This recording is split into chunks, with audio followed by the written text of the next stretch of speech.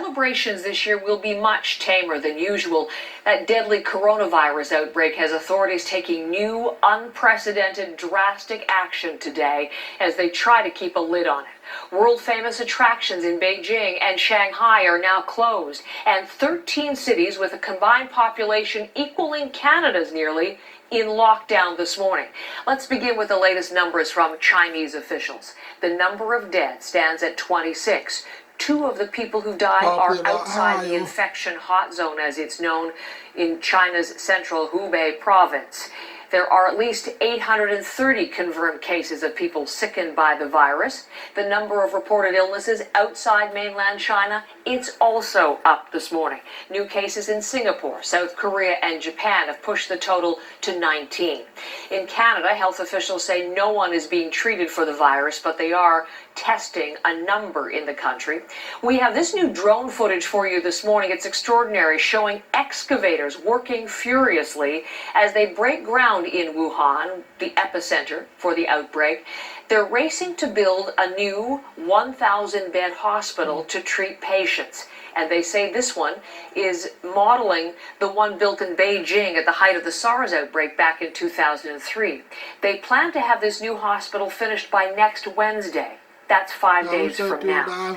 Reporter Patrick Falk is in Beijing again for us this morning with the very latest on these expanded quarantine measures now in place right across China.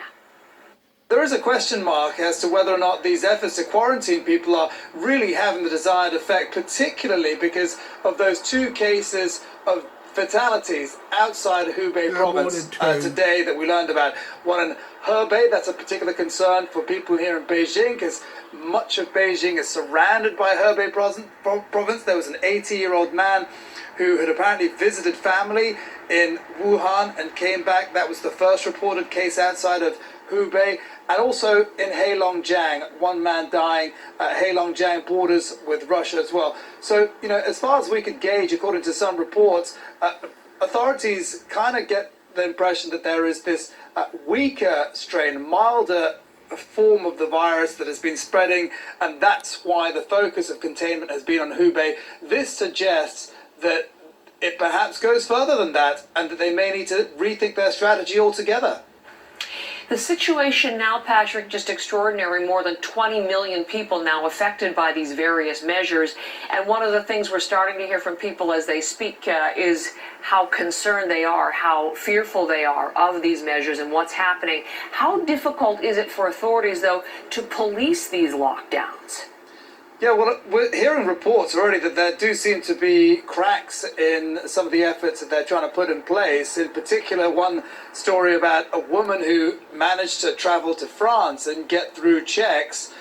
She's going to be presumably feeling some repercussions as a result of that, because authorities are taking this very seriously. But, you know, as you say, it's got to be an incredibly difficult thing to keep people penned in like this. We all are also hearing reports of people still arriving in Wuhan City. We're not entirely clear whether this is before or after the quarantine began and whether or not people are actually being allowed to enter the city. But they're saying, well, what do you do? It's Chinese New Year. It's tradition. We come and stay with our family, and that doesn't change. So they're putting themselves at risk. But certainly it's a difficult situation for authorities to get under control right now and make sure that they are able to contain the virus, which is what they're trying to do.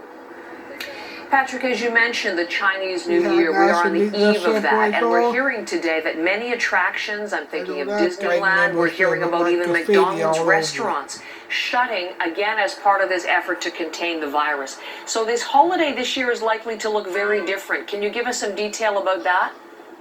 Yeah, well, I mean, this is about as miserable Chinese New Year as I can remember. I mean, people are in a state of panic here in Beijing. I mean, you're seeing cars in the streets, but there aren't a lot of people around at all. And those that are out are all covered in face masks.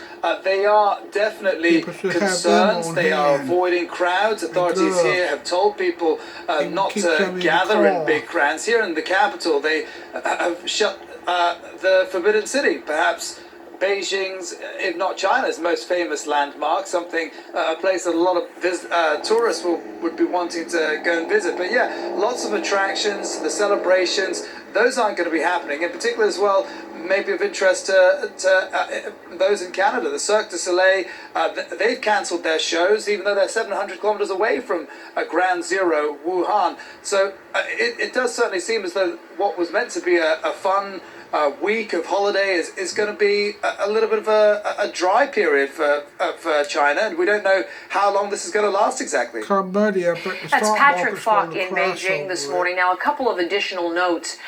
Chinese state television reporting there was a state council meeting on the virus today, and the conclusion was the spread has not been cut off despite the measures taken to date. So they do expect even more and more targeted measures. Patrick was also referring to the Cirque du Soleil. We reached out to them as well, and they have confirmed they've canceled their show in China, temporarily closing the shows in Guangzhou. So that is one of the things that they are doing as well, and we'll have more on that. And we're also getting, again, new numbers, just a little bit expanded from those which I was telling you. 886 confirmed cases, 422 suspected cases, 26 deaths in 30 provinces Probably and 100 regions. times And again, more. of concern this morning was the fact that some of those deaths too now outside the main Hubei province in which you find the epicenter of Wuhan.